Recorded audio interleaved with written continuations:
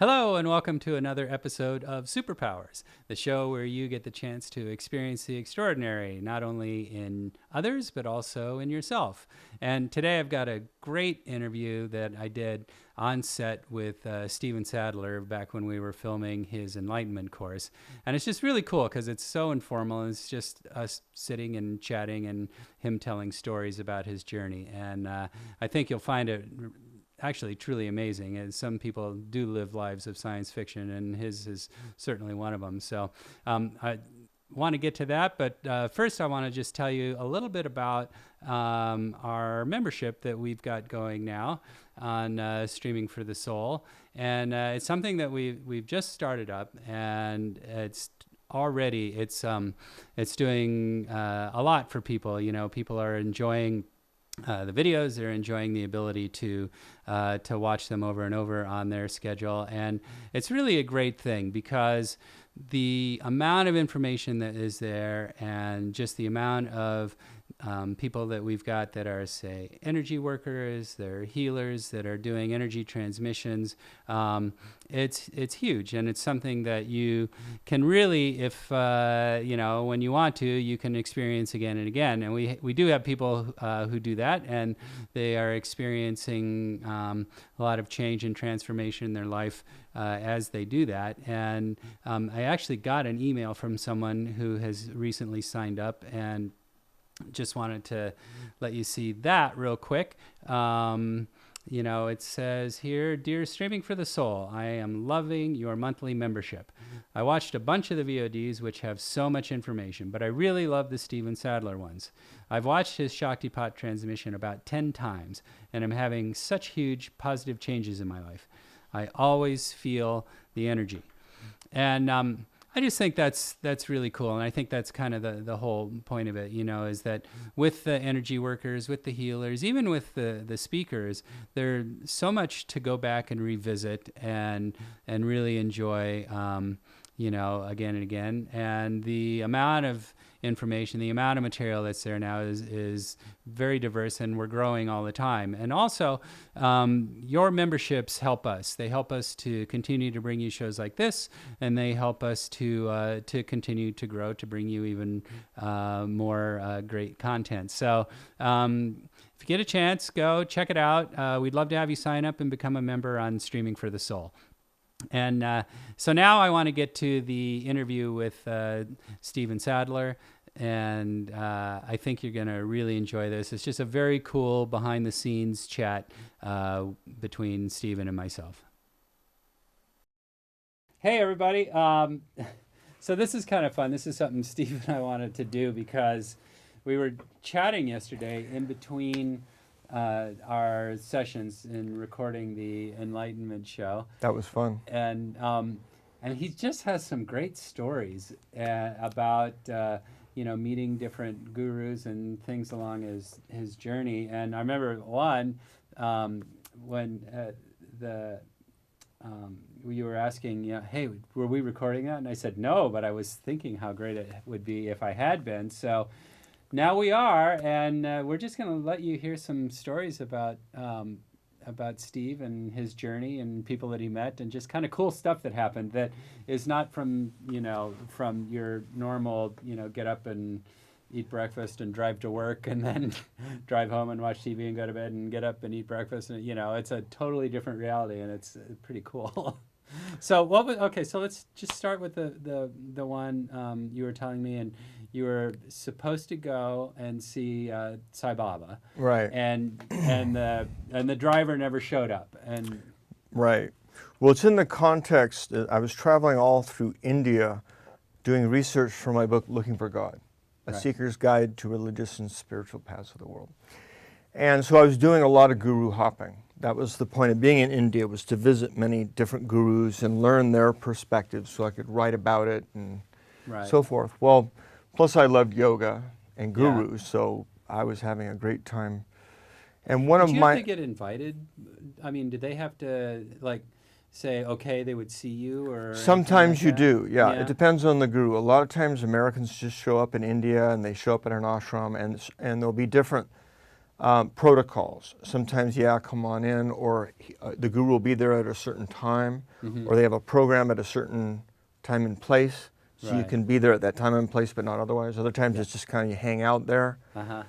So Sai Baba, Satya Sai Baba, was a very famous guru. To give you an idea how big, I mean, you will know, but a lot of the audience might not realize that this guru would literally have hundreds of thousands of people on his ashram on his birthday. It got so big they put a international airport on the ashram to accommodate people from all over the world coming to see Sai Baba. So as I was writing my book on world religions and gurus, I was actually in the city of Bangalore to see Satya Sai Baba. And the way to get there, if he's in the ashram that's farther away, a place called Puttaparthi, is to go by driver. If you're Westerner, you know, it's the preferred way to go. Got it. There may be a train or other buses, but it's better to get a driver if you can afford it. And so I was waiting for my driver, and the driver just didn't show up, which is kind of not unusual if you're in India. You can't expect the same kind of services in some other Western countries. People just don't show up. So I just thought, okay, tonight's not the night. We're going to drive down to see Sai Baba, but here I am in this big city of Bangalore. I wasn't sure what to do with my time. But part of my research was interviewing the followers of Sai Baba. And at the Kaveri Continental Hotel, which is where I later did my yoga tapas, incidentally, there's people from all over the world showing up just to see Sai Baba. Right. And, well, a few would see Shiva Bala Yogi too, but he was really more reserved for the advanced students. It turns out, I found out that Sai Baba was sending those students that were really deep in meditation to this Shiva Bala Yogi Maharaj, who was a very famous yogi that lived on the outskirts of Bangalore nearby. So I'd kept hearing about this guru. I'd earlier studied with the Lahiri family, which is a Kriya family in Sarnath, India, or Varanasi is what they call it now. And he talked about Shiva Bala Yogi, and so did Yogi Sadoji, and Vitatri Maharishi knew him, and Sai Baba was telling people that when they were ready to go see him, when they wanted to go into tapas, to go into really deep meditation. And I'd already been meditating pretty deep for many years from all the other gurus I'd been with. So I was kind of ready for something more too. So as I'm interviewing the student, it turned out it was a Dutch gal, and she spoke English, and she was telling me these Sai Baba stories to help me kind of learn more about how he's affecting their lives. I had my own, but there's always miracles around Sai Baba. And I mean, the blind see and the lame walk. It's very, very powerful.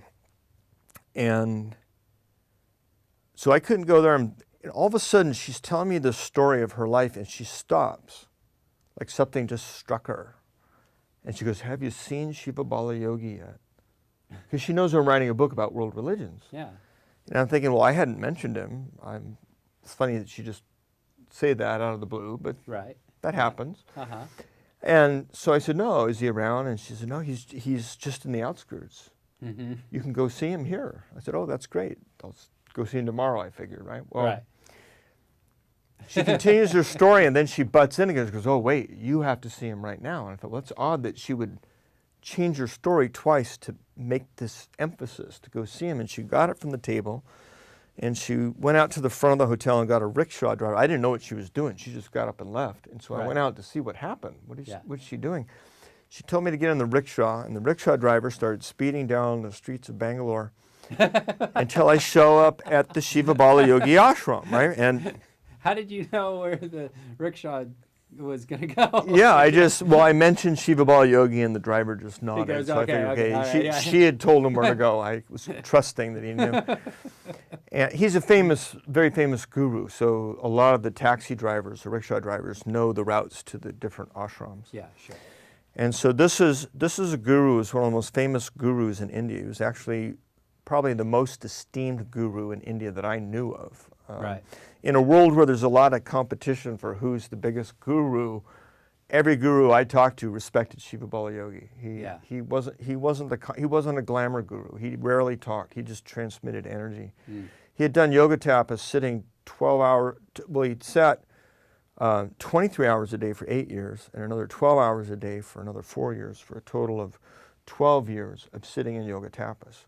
And he was almost always, well, he was always in this high energy state, and that's why we were with him. When you get to the advanced levels, you don't really care so much about the information or the technique. You just want to be around the presence of a high spiritually evolved being, because you can just, like, it's like eating from the source. It's like you can just draw off their energy. So I figured, well, if all the great gurus of India are raving about this guy, I have to go see him. So I show up. Mr. Singh, who was his assistant and is now another teacher in India, came down and said, Steve, Swamiji has been waiting for you. And I'm thinking to myself, oh, the Dutch gal must have called the ashram and said I was coming. That was nice. Boy, how nice this famous guru is making time to see me. It turns out he had called her psychically.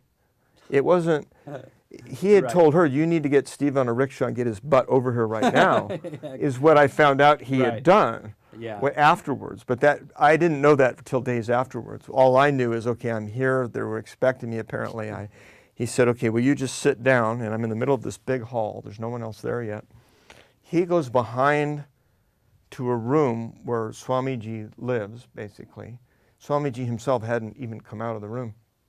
Comes out with a little vibhuti. It's this sacred ash. And that's how we would meditate. He'd put energy into the ash, because ash is inert, so it'll hold the energy. And then if you put a little bit of that ash or vibhuti on your third eye, it just helps create a little of his energy there. It's like a little contact point. So that focusing on the third eye becomes amplified as you connect with the guru, like we've been doing in our classes. And this is how I learned to do that. So, matter of fact, what he would do with me when I started traveling with him from city to city, I would introduce him, and then he never touched people normally. He would touch me to get my current going, and then he would say, okay, now you go out, and there might be hundreds of people out in the room, and I would just go around and kind of touch each person's third eye. And the current would move through me, through my hand, into them. So that's how I kind of learned how to conduct the energy. So at this point, I'm just sitting there. He says, sit down, and boom, I got a contact point. Same thing was happening through Mr. Singh and me. And I just went out. And the next thing I know, I'm being shaken. And someone's saying, come on, the wedding's begun. I didn't even know what planet I'm on. And plus, India is like another world anyway, you know. And there's a wedding. I had no idea who's getting married, but it doesn't matter. You're in India, and everybody's invited to the wedding anyway. Everybody, I want all $1.25 billion of you to come. It's a crazy affair, crazy affair. There's thousands of people, lots of noise, and they divide. So they line everybody up. If you've not been to an Indian ashram, this is a great experience, because they separate the men and the women. They get us all in rows, and they had us sit on the floor, and then someone puts down a big leaf, some palm leaf or something, right? Just plops it down in front of you. That's your placemat. And then someone comes around with a big vat, and it's got some rice, and there's a ladle, and they plop, plop, plop, plop. They just go down the line and plop some rice on the leaf. And then someone else comes by behind, and they've got some dal. And they just plop that down next to the rice. Boom, boom, boom. And then, okay, you say your blessing and go. Boom. And you just eat with your fingers. So that was kind of fun. And I'm sitting there just, turns out I'd been sitting for 5 hours. And I didn't even know it. I'd just gone out. I was so deep. And for the first hour, I was alone. The second hour, people showed up, and they were doing bhajan, singing. And they will go into trance. Whenever you're around the Bala Yogi, you would just go into trance. So some people would express that energy through dance or sounds, what are called kriyas, or they'd have these kundalini awakenings or expressions, you might say. He called bhava samadhi, when they would kind of go into trance. And it's kind of like a Pentecostal experience. Sometimes you'll hear the sound of a mighty rushing wind, or see the light around someone's head like tongues of flame, or hear utterances. And movement and shaking, like the Shakers, the Quakers, they were having Kundalini awakenings. So when you're around the high vibe gurus, sometimes these things happen. Well, and then the meditation, and then the prasad. So it'd been all these hours, and I'd just been sitting there, and everybody just saw that here's this one American sitting in the middle of the floor, and he didn't move for 5 hours. But they knew, of course, because, okay, Swamiji's just pelting him with energy. They said they could see the light shiny. It was so bright. Yeah. And so the guy across from me is saying, while we're eating dinner, he goes, man, you really got nailed. Swamiji was just, we could see the light just shining off your body. He was really giving you some Shakti. I go, yeah, I didn't even know you were there. So the next day. Oh, but wait. So after that 5 hours, yeah. Right, like you never actually went and saw the guru. No, I didn't. Well, no, you know, he did come out to bless the bride and groom. And a funny thing happened because they brought him out, and of course everybody gets quiet. It's a sea of people, and they hush hush, and they make room, and he comes out, and it's all very, you know, it's a big deal. Over there, he's like God. Right. You know? And he's blessing them, and as he's getting back into the car, I go, that's Shiva Bala Yogi Maharaj, the great arch yogi of India, because he's a small man, and he's kind of pudgy. He's got these legs that are thin, because he almost always is just sitting. Right. And he'd been bitten by a cobra, so one foot was all infected, and he won't have it taken care of. Right. So he can't walk very well. He needs help, and he's got long dreadlocks. He's got this long hair that goes down to the floor and a long beard, and it goes, wow, this is a really unusual looking guy. He looks like a Nag. The Nagas are the ancient yogis that just kind of lived naked. Right. And he just had a little loincloth on. You know, he covered himself to be polite, but he didn't really care too much for appearances. So he's coming back into the car, and I'm going, that's the Bala Yogi. And he must have like caught my thought, because he looked up from the car, he looked me right in the eye, and he just laughed. He just laughed and laughed, like, oh, got you, you know, and he got in the car and he sped off. And I'm just looking like, what just happened to my life? Because I knew something had changed the next day. So I come back the next day. Yeah. And for the program, and I actually went through the whole program so I could see how it was done. Right. And, you know, there's a giant line of people that wanted to come in and see him. So I was just sitting quietly, enjoying the buzz of being in the space near him. You go into samadhi, just being in the room with him. Right. And that's where it's at, man. It's the love and devotion, being in that heart space with the teacher. And so he called me back. Mr. Singh comes up and says, Swamiji wants to speak to you. So, oh, wow, I get a private audience with the guru, you know. And first thing he did is he knew, because I was writing my book, Looking for God, I had questions I was asking all the gurus. Right. I didn't have to ask him. He's so psychic. He just said, oh, blah, blah, blah, blah, blah, blah, blah, blah, blah, blah, blah, blah, blah. Did you get that? Okay, boom. And okay, enough of that now. He goes, now here's why you're here. And he just kind of bluntly told me, he goes, look, I'm going to take you and train you, but I'm going to need you. There was no discussion before. He just says, I'm going to train you. Okay, well, that's why I'm here, I guess. And that's why you're here. You know, we're all, you know, we're sharing with each other. We're trying to bring this into the world so everybody gets it. Yeah. And so he said, I want you to increase your meditation time. He doubled my meditation time. And there was nothing to say but yes. And I was so filled with energy just being around him. He's at me again. He goes, no, go back. And so all of a sudden, you know, my meditation times became a really earnest tapas. I was used to sitting several hours a day, but I began like 6 to 8 hours, and I was still working back then. And eventually, after several years, so he came out to the United States, and I already had yoga classes. I've been teaching yoga since I was a kid. So I've always had some kind of class going down in Orange County anyway. And I asked him if he'd come to my class, because at that point I was getting 100 people in my class. Yeah. And now even more would come because he was coming. Right. So he actually came down there and blessed us with a darshan, and we all got the shaktipat. And then the people that he initiated, he'd have them meditate with me. So he had trained me to conduct the energy so they wouldn't get the same energy that they would if they were with him. Right. But they would get more than if they just did it on their own. Yeah. So for 5 years, I just kind of apprenticed with them in this way. And then I'd go to India, he would come to America, and we did kind of a tour. And then in my last session with him, see, he was dying. So I was working as a financial consultant of all things. Hard to imagine with his hair and everything. But you know, I wore a coat and tie. Yeah, I actually have a master's degree in international banking. I worked as an economist. I worked for Lloyd's Bank. I worked as a fund manager. So there's this financial side of me that was, you know, consulting. Right. And all of a sudden, Swamiji never wrote to me or called me on the phone or anything like that. I just knew, oh, I have to go. I'm being called. And, you know, my poor mom and my poor family, because all of a sudden, what happened to Steve? He had this great business, he had living, and, you know, And he's gone. What? I just got rid of everything I owned and took off to India to what? Sit. And I ended up sitting. I went to see Vitatri Maharishi, out of respect, my root guru, and also my Kriya master. Of course, I went to visit the teachers. And so when I was with Vitatri, I got to do my tapas. I was sitting 12 hours a day with him in his ashram in Madras. And that was amazing. And that's where I got the inspiration for my book, The Theory of Existence. Because when I was with him, his focus was on the unified field theory and trying to explain the nature of existence. Oh, right, okay. And so he asked me, he goes, look, I want you to continue this work and see if you can develop it. Because I was always asking questions about, how do stars form and how does consciousness come into form, this kind of a thing. Yeah. I was the guy always asking questions. Yeah. And I realized, though, when I really got the answers was not from asking and hearing words, but just sitting in his presence. I would go into the cosmic consciousness. And that's the advantage of working with a master again, is you go to that state when you're with them. Right. That's where the bhakti is. You allow yourself to entrain into their state, so to speak. So when I'm in India, I'm sitting 12 hours, within feet of this Maharishi. Yeah. My body just kind of melded into his awareness to some degree. I'm an imperfect vehicle, given, my mind's still trying to figure a lot of this out, but the presence was there. The awareness was there. It's a matter of me trying to articulate it, and that became the theory of existence. And I think it's the first time how the universe works has actually been explained. Yeah.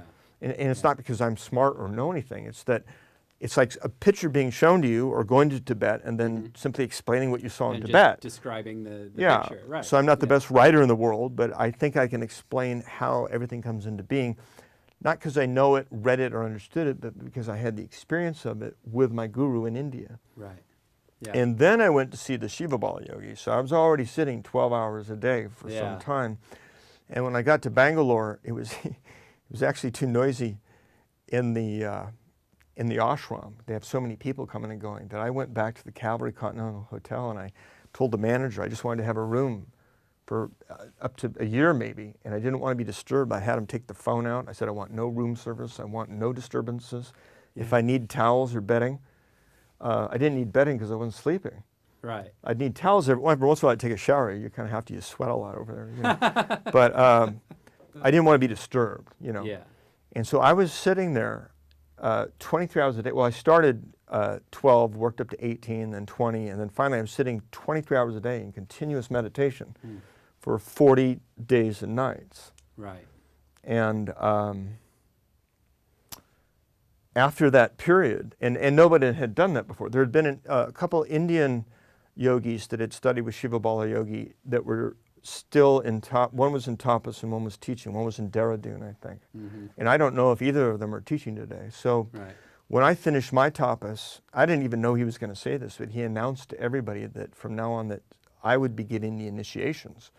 And it shocked the people of India because normally, white guys, young white guys at that, who I'm an unknown to anybody. So why would the Bala Yogi,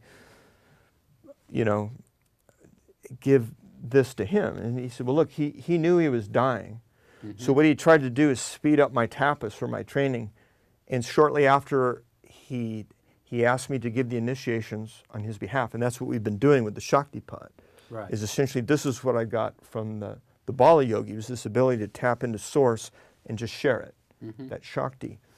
And so when I came back to the United States, my book, Looking for God, was selling, so I was getting some TV appearances and radio shows, and that's how the Self-Awareness Institute began to take off, really. Right. Is that kind of support from the Bala Yogi and that spirit behind it. Yeah. Wow. Cool story. Amazing story. Yeah, it's amazing how spirit works. You see, there's the real guru isn't the man. Yeah. Just like we were saying earlier, there was Jesus, and then there was what we call Christ. There was the Holy Spirit working through someone that was open enough to receive. Yeah. Same thing with Buddha. There was a man, Siddhartha Gautama, but there's something opened up his heart, or the Maharishi, or you, all of us, to the degree we're open to receive, we receive. Right. So one of the other story you wanted me to talk about was the Maharishi. Yeah. The other guru, because that was another situation where you know, I'd done so many things. I got to this point where I was kind of been there, done that. It's like no one had to explain, okay, another lecture on the Vedas, that could be interesting, or another, you know, new technique. Okay, that's cool. But after you've breathed this way and that and chanted this mantra and that for 30, you know, so many years of your life, like, all right, what else are you going to show me? But that was the absolute worst attitude to have. All that I thought I knew was keeping me from the truth. So I had to let go of everything I thought I knew. Right. And so when I finally got back down on my knees and I prayed and I asked for a teacher, I got this vision of this guru, and he looked like your, you know, quintessential guru, kind of older with the beard and the hair and the beautiful, sweet eyes, looked wise and dressed in Indian garb. But I didn't recognize his name. After years of studying with gurus, I still hadn't come across this one yet. So the very next day, so I got the vision, like, okay, God's given me a sign, but I didn't know where to find the guru. So I sat down again, I prayed, I said, well, give me a sign, let me know where I should go. And the next thing I was thinking of, you know, I got to do more research. I was still working on Looking for God, my book. So I would drive all the way from Orange County up to the Bodhi Tree bookstore. Remember on Melrose? I do, Stan, and they were great guys. I hung out in the Bodhi Tree a lot. Yeah. Well, I bought a lot of books from the Bodhi Tree. You know, back then that was about the only place you could go to get the Upanishads or the Vedas or some of the more obscure texts. Although the Vedanta Society is very good. For that. Now, so I'm down on my knees going, okay, where am I going to get a guru? Then I get the image. Okay, that's a little breadcrumb. That's good. But where am I going to find this guru? Well, I'm going to the Bodhi Tree, and I thought, well, I'm going to go in the used bookstore first, see if I can get some deals, see if there's anything over there. And lo and behold, here's this poster for Yogi Raj Vitatiri Maharishi, and there's the man. There's the man in my vision. He's there on the poster at the Bodhi Tree. And it just turns out he's going to be speaking in Glendale, which is, we're in Burbank right now, so it's just down the street. So this is a little homecoming. Which isn't exactly Bangalore, but so he's come. So he'd been doing world tours. This man had, you know, maybe 1 million followers. He had centers all over the world. He'd been nominated for a Nobel Peace Prize. They made a stamp to commemorate him. Wow. And so he had written theories on the unified force, lectured at MIT. So what I liked about him, he was very scientific, and I needed that. You know, I needed someone that knew the science. It wasn't just woo-woo. And he's a medical doctor, Ayurvedic physician. He knew that's why when I talk about the endocrine glands and all that, well, I learned that from him. He was the one that would mentor me on this and make sure I knew it so I could teach it to others. You know. So I had to be good because, you know, that's you know, I looked up to him. How can I walk in your footsteps? You know, but so I tried the best I can, and I hope it's helping. But so the very next day, I come up to Glendale, and all of a sudden, I just sat there, and boom, I felt the energy. It was like, I'm not leaving. I came home. All of a sudden, I knew I'm here. And he just looked at me and smiled, like, where have you been? Good to see you again. Like innately, he'd been waiting for me. And so that first day, I got a taste of his energy, and then I went through his initiation. And then for years, I practiced, and I took his teacher training. And so he had after you've been through a basic course, then you have a teacher training. And then after doing several teacher trainings, he had got to the point where he was getting too old to travel. And so he wanted me to kind of take up the slack. And so he would always say, he would come from India to the United States, and I'd have him speak to my class. And of course, whenever he came, he'd bring a lot more people. And then he would say, okay, well now, when I'm gone, you study with Steve. And that's kind of how I learned to train with him. And when I was in India, I would travel with him too. And he'd watch me touch the third eye or touch the crown, and okay, you're bringing the energy up a little too much, a little more, you know, that kind of thing. And let me know when my ego is getting involved, that kind of thing, because that happens, you know. Thank God. Got to squelch that like a bug.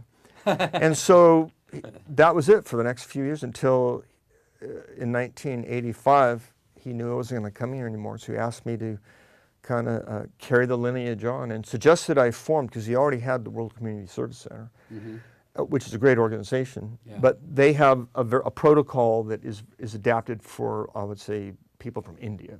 And Swamiji did a great job of adapting it in a simplified form of Kundalini Yoga or Sky. But he saw what I was doing, and he said, I want you to take what I've been teaching you and, you know, put it in your own words. Take it so that you can share. And that's the same thing that Shiva Bala Yogi told me. Because look, no one in the West is going to look at me and relate to me. I've got to prepare you to be the host, to conduct the energy, because they'll listen to you. You've gone to college, you're grounded, you're not so woo-woo. You know, they'd see me in my coat and tie. Back then I had short hair. I was a little more yuppie looking. So these were the two mentors that made the biggest difference in my life, and in both cases it was a clear sign of being guided by God. You know, all the way. It was like, okay, what? Same thing with finding Sai Baba. There was another great teacher. You want to hear another great story? Yeah. For me, because I love the way that God steps into our life. Well, the way we found each other. Oh, I know. Let me check the recorder. Oh, okay. So another great story regarding gurus is there was a very famous guru that I've been wanting to meet for some time. His name was Swami Lakshmanju. He was from the last of a line of Kashmir Shaivite gurus in the Kundalini tradition. This is one of the oldest, best known. And I'd heard of Swami Lakshmanju from Swami Muktananda, who was one of the leaders of the Siddha Foundation. And he was the first guru where I got shaktipat. Yeah. And I spent some time with Guru Mai, and she's a very powerful female guru, by the way. For people that want to experience shaktipat from a female guru, Guru Mai's got a lot of energy. Is that the Guru Mai that's here in LA? Yeah, she comes to LA. The Golden Bridge Yoga? I don't know about, no, I think you're thinking of Gurmukh. Oh, I am thinking of And Gurmukh. she studied with Yogi Bhajan. Okay. Matter of fact, Gurmukh and I took classes with Yogi Bhajan in the 70s. I don't know if she remembers. Did you really? Yeah, and I love Yogi Bhajan. I learned great Kundalini, but I'm not trained to teach his form. Matter of fact, Yogi Bhajan studied with Vitajra Maharishi, my guru. He studied with many gurus. Right. The form of yoga he taught was from a different guru, but he respected my guru, is what I'm saying. You know, he knew this lineage. Well, the other lineage that this other guru from the Siddha Foundation, this Muktananda, he actually, I believe, dedicates his book or acknowledges Swami Lakshmanju. He was one of his teachers. Right. But this teacher doesn't come to America very often. We found out he did. One of my neighbors who had been a reporter, so she kind of knows how to get in places. She heard that Lakshmanju had come to Beverly Hills. He was going to do a special puja and program for his students, but it wasn't really open to the public. Right. So technically we weren't invited. But she knew I was doing research on gurus, and she knew I wanted to see Swami Lakshmanju, so she said, why don't you come with me? So as soon as we get to this nice manor house, she comes in and they're saying, hey, look, this is kind of a closed thing, blah, blah, blah. And she's trying to work her way into explaining that she really needs to be there and it's okay. And I didn't want to, I could tell there was some, kind of a mix. It's like, all right, whatever. So I just went in the back. I just said, you know, I'm going to go into the back. I got out of the building. I went to where the pool was. I went as far away from the people as I could get. And I just sat there because I could feel the guru's presence. He had a lot of shakti.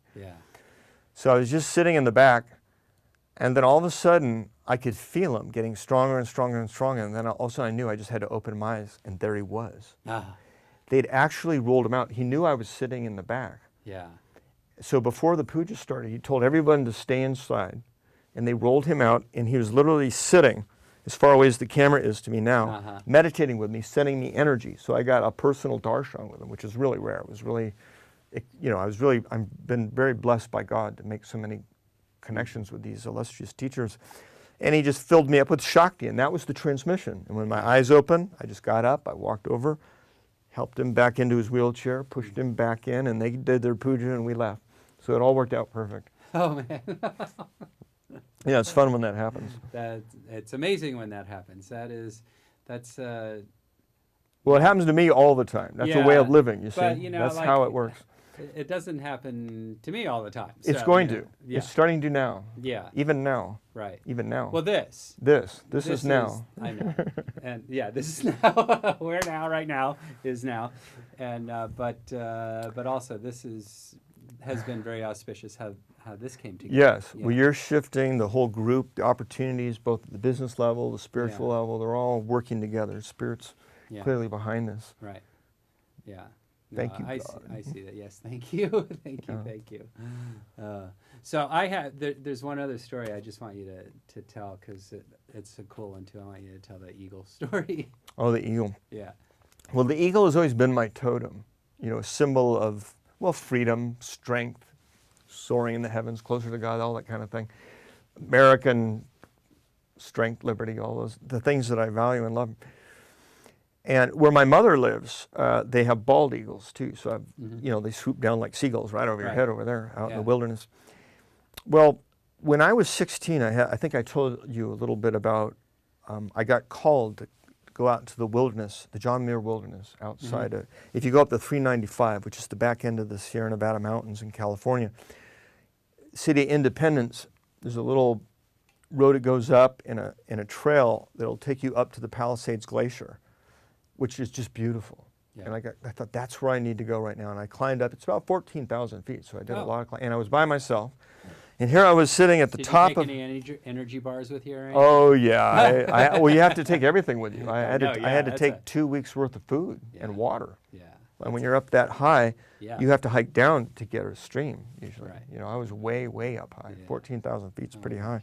Yeah. But I had a great view of the Owens Valley and Death Valley out there. And there I was meditating and praying, beseeching God to reveal himself to me and explain who he was and what my purpose is and 16. Whatever. Crazy 16. And it was a bit of a vision quest. It was part of my shamanic journey too. Right, yeah. And I got this, like a light shining, in a calling, like God spoke to me from the heavens and really explained, not so much in words, like a teacher dictating a lecture, but it just came to me what I was to do, and is essentially to study and write about every spiritual path to God. So earlier, my grandmother was a Baptist, and I loved Jesus. I learned about God originally by my grandmother putting me on her lap and reading to me the Bible. And I loved that. Yeah. And that's how I fell in love with Jesus. It's just her love for God and Jesus brought me into a love state. I didn't understand the words at first, but it's all good teaching. It brought me closer. And so I'm sitting on the top, I'm praying to God, and it's to study every path to God. My grandmother would go to different churches, is where I was going with that. So I started questioning, well, which church is the right church? And then I thought, well, what about the Jews themselves? Or what about the Muslims? Or what about the Buddhists? Or what about the... So I'm just wondering, starting to read. I got in trouble for reading the Bhagavad Gita in high school, like it was something bad to read. I know, I'm just studying another scripture. Yeah. It's all about love again. Well, so when I was up at the top, there was this profound revelation, I'll say, and this profound insight. And for the next 20 years, I dedicated myself to studying every one of these paths and writing about it. That became my book. Yeah. But I questioned it at one point, because after a while up there, I'm going, Steve, maybe you just need to eat something. Maybe, you had a powerful experience, but I mean, really, did you really think God speaks to you? Come on. There's that part of your mind that questions. That's so I go, it seemed pretty real, but then your mind goes, and are you going to tell anybody? Are they going to believe you? So it was my own experience, but then all of a sudden, I look over, and there's my totem. Here's this giant golden eagle, and those things have a wingspan over 6 feet. They're big. It's much bigger than a bald eagle. It's bigger than a turkey vulture. Right. It's a big frickin' bird, and it came within feet of me, it looked me in the eye, and it screeched to see, because I'm at the top of the peak, so it's riding the thermal. It's going along the ridge. And it probably didn't realize I was there until it got pretty close anyway, because people don't tend to hang out on mountain peaks, And all of a sudden, it just looked at me and screeched. And to me, that was like what I drew into my life to get the confirmation that it was real. Right. And then that kept happening. I had another experience in the mountains of the Sierra Nevada mountains. It was Mineral King. And I like to climb up to as high as I can get and then go off the trail, go off into no man's land where there's no other people. Yeah. And there I pitched my little tent and I just meditate. And one day the lightning was going off and trees started to burn, but we're up above 10,000 feet. Yeah. But I thought, well, I'm probably 50 miles from another human being. The closest thing would be a park ranger, and he'd be down the trail 2 days hiking at least. Yeah. Right. So I thought, well, let's see if I can do something, which was kind of silly. What's one guy going to do when trees are on fire? But they tend to burn themselves out up there, and they're not so close to each other. Yeah. But once I was up there, I was fascinated, and I got down, and I just decided to sit down, and the lightning kept striking, and another tree went off, and then another tree, and the next thing I know, I was surrounded by trees that were on fire. And they were close enough that I could feel the heat, but not so close that I was really getting burned up. Although every once in a while an ember would come down, and it didn't feel so good. Yeah. But it wasn't necessarily like a life-threatening situation. But it was a powerful place to be meditating. And at that same day, I got this vision of me teaching like I'm teaching you, and doing exactly what we're doing. This is like my deja vu. You know, it's like I had this premonition of this happening, and I was going to be a businessman. You know, I was studying to be a businessman, so I didn't see how all this fit in yet. Right. So as I was questioning that, guess what happened? So I'm again up on the top of another ridge, and another. It's like, well, I don't know where these golden eagles find me. Boom. But here he is again. Yeah. A similar thing happened when I was looking or considering about writing my book about Jesus, because I knew a lot of my students that come to me as a Kundalini master or teacher, they're not there for sermons about Jesus necessarily, but to me, he's the teacher. He's the best teacher I know. And he's teaching enlightenment. So I always felt it was important that people know that. Yeah. And most Christians that think of themselves as Christians don't want to look at any other version than their own anyway. So it's kind of like, I don't need to hear about that Gnostic stuff. What do you mean enlightened? That's different than how I know, so I don't need to hear it. Yeah, that's so not I was, the St. James version. Exactly. Or the King James version. The King James version, right? Yeah. So I was kind of questioning whether I wanted to spend all that time and energy. I mean, I did anywhere out of love for God. I was taking college courses through their videotape, through the Learning Company. Right. So I've got like 2 or 3 dozen courses I've taken on Christianity and religion, so I could know this stuff. Yeah. So I'm taking a walk, and just as I'm wondering, God, give me a sign, and I go around the corner, and the Park Service has a bathroom. As I go around the corner, the wall had been hiding that here's, guess what, a golden eagle. And we're down at a state park in what's called Crystal Cove, between Laguna Beach and Newport Beach. Oh. And golden eagles aren't known to frequent that area. No. So you wouldn't expect to see that bird. On the other hand, they do live there. There are golden eagles in what's called the Cleveland National Forest, or Saddleback Mountain. Okay. You see Saddleback from Los Angeles sometimes as you're going south. Well, there's golden eagles that roam those areas, and it's only 30 miles to them. So that's not that far for a golden eagle, but it's very unusual for one to be sitting on a stump eating a squirrel when you're taking a walk. Yeah. Yeah. Nobody has said they've ever seen a golden eagle sitting, eating. And it just looked at me as I came around the corner, like, all right? Yeah. All right? Yeah. And then it, of course, flew off. Course, yeah. So there are others. More, or is this good? You get it now? So, and this has happened probably a dozen times. So you get the gist. Like whenever I'm questioning or seeing, it's interesting how we will attract into our life something to remind us. And for me, it's the bird of prey. Yeah. Yeah. Wow. Cool. Really cool. Yeah. Thank you. That was fun. Yeah. Thank you for letting me share a little of my personal life with you. Yeah, voila. Well, so this is what we do. We shoot a little, we chat a little, we shoot a little, we chat a little. And we love a lot. Yeah, yeah. And we have fun. So come play with us. Thanks for watching. All right. Yeah. Thanks. Good job. Cool, man. Yeah, it's fun.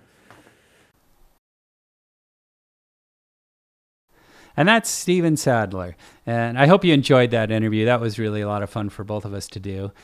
We had a great time just sitting and chatting. And I loved hearing the amazing stories about his life and kinds of things that he's been through on his path. So want to remind you again, everyone, about our memberships that we now have on streamingforthesoul.com. If you go to streamingforthesoul.com, you'll come to this page here, and you can just click on the Start Your Free Month, and you can start it right up and be watching lots of great VODs like this one and others. And again, there's healers and there's speakers. We got teachers. We've got energy workers. So there's a really diverse collection of content in the members library, and I encourage you to go and check that out. And remember, your memberships do help us, and it keeps this show going, and it also helps us to get more content to put in the library for you. So And you can find a link for streamingforthesoul.com. It'll just be right below here. You can click on that and go straight to it.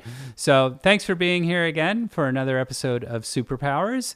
We loved having you here, and we will look forward to being able to do this again real soon. So remember to go out there and experience the extraordinary, not only in others, but also in yourself.